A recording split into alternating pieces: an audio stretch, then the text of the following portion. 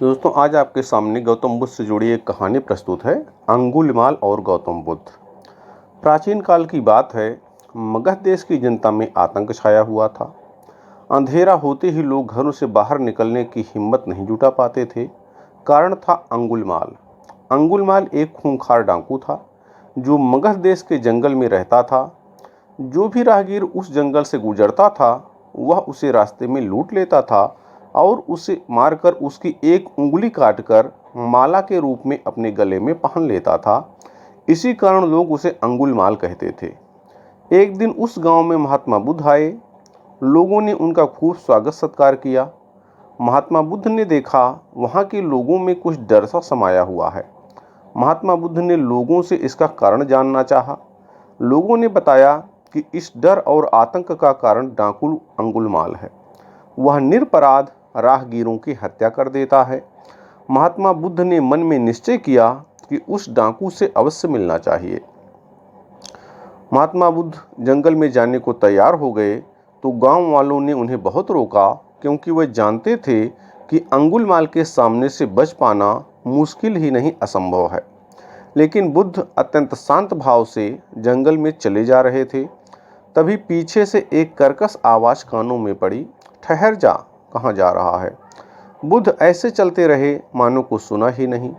पीछे से और जोर से आवाज आई, मैं कहता हूँ ठहर जा। बुद्ध रुक गए और पीछे पलट कर देखा तो सामने एक खूंखार काला व्यक्ति खड़ा था। लंबा चौड़ा शरीर, बढ़े हुए बाल, एकदम काला रंग, लंबे लंबे नाखून, लाल लाल आंखें, हाथ में तलवार लिए वह बुद्ध को घूर रहा था। उसके गले में उंगलियों की माला लटक रही थी। वह बहुत ही डरावना लग रहा था।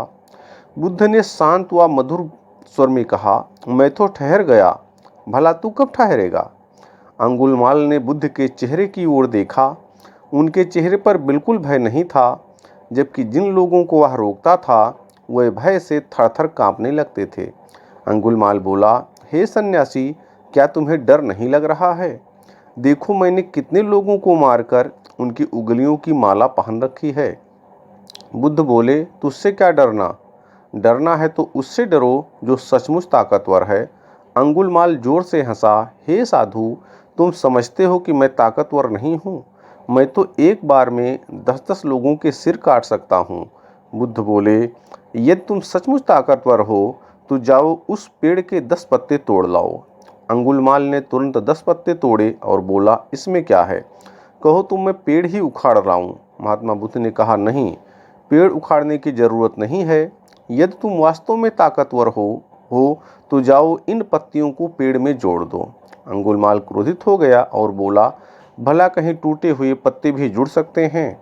महात्मा बुद्ध ने कहा, तुम जिस चीज को जोड़ नहीं सकते उसे तोड़ने का अधिकार तुम्हें किसने दिया?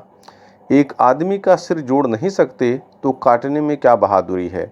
अंगुलिमाल अवाक रह गया। वह महात्मा बुद्ध की बातों को सुनता रहा। एक अनजानी शक्ति ने उसके हृदय को बदल दिया। उसे लगा कि सचमुच उससे भी ताकतवर कोई है। उसे आत्मग्लानि होने लगी। वह महात्मा बुद्ध के चरणों में गिर पड़ा और बोला, हे महात्मन, मुझे क्षमा कर दीजिए, मैं भटक गया था, आप मुझे शरण में ले लीजिए। भगवान बुद्ध ने उसे अपनी शरण में ले लिया और अपना शिष्य बना दिया। एक कहानी दोस्तों के सामने प्रस्तुत है, आम्रपाली और महात्मा बुद्ध। आम्रपाली बौद्ध काल में वैशाली के बृज संघ की इतिहास प्रसिद्ध लिच्छव राज नृत्यांगना थी। इसका एक नाम अम्बपाली या अम्बपालिका भी है। आम्रपाली अत्यंत सुंदर थी और कहते हैं जो भी उसे एक बार देख लेता वह उस पर मुग्ध हो जाता था। अजातशत्रु उसके प्रेमियों में था और उस समय के उपलब्ध साहित्य में अजातशत्रु के पिता बिंबिसार को भी गुप्त रूप से उसका प्रणयार्थी बताया गया है। आम्रपाली को लेकर भारतीय भाषाओं में बहुत से काव्य, नाटक और उपन्यास लिखे गए हैं। एक बार की बात है, महात्मा बुद्ध अपने शिष्यों के साथ घूमते हुए वैशाली नगर में पहुँचे। वैशाली को उस समय 16 महाजनपदों में एक महत्वपूर्ण जनपद माना जाता था, जिसकी ख्याति दूर दूर तक फैली हुई थी। यह नगरी परम वैभवशाली और हर तरफ से संपन्न थी। महात्मा बुद्ध के आने की बात पूरे नगर में फैलते देर न लगी। जिसे जब पता चलता वह तभी उनसे मिलने पहुंच जाता और उनके उपदेश सुनकर खुद को भाग्यशाली समझता। बुद्ध का चरित्र ही ऐसा प्रभावशाली था कि उनसे प्रभावित हुए बिना कोई नहीं रह सका। उस नगर की गणिका और राजनर्तकी आम्रपाली भी बुद्ध से मिलने की इच्छुक थी। वह खुद महात्मा बुद्ध के पास चलकर आई और उन्हें अपने घर भोजन के लिए आमंत्रित किया। उसने इतने सरल और प्रेम भाव से बुद्ध से विनती की कि बुद्ध मना नहीं कर सके।